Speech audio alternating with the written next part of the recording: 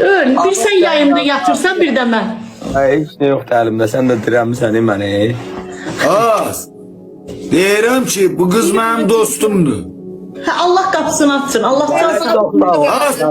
Türbədədir bunun Allah kapısını açar.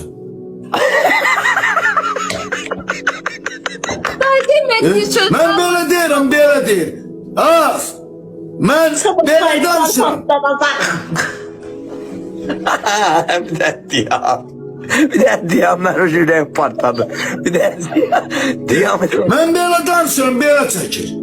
Abi Sen pis pis danışırdın. Layık ifadeler işledirsin. Ben deyirəm ki, az Allahsın kızı. Ne? Deyirəm bu yaxşı kızdı. Ha? O dedin. Sonra gelirsen ki getirip ne bileyim ne. Az.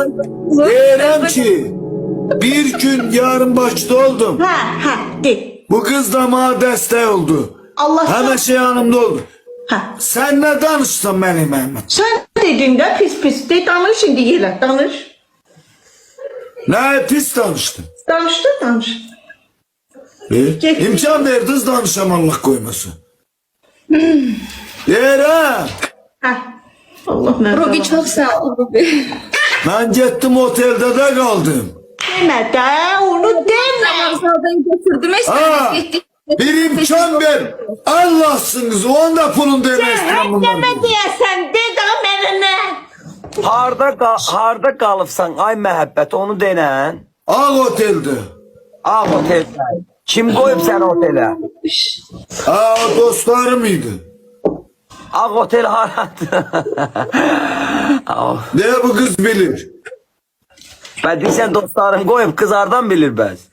Ha, bu da dostumuydu ha. Normal yere getirmişsen.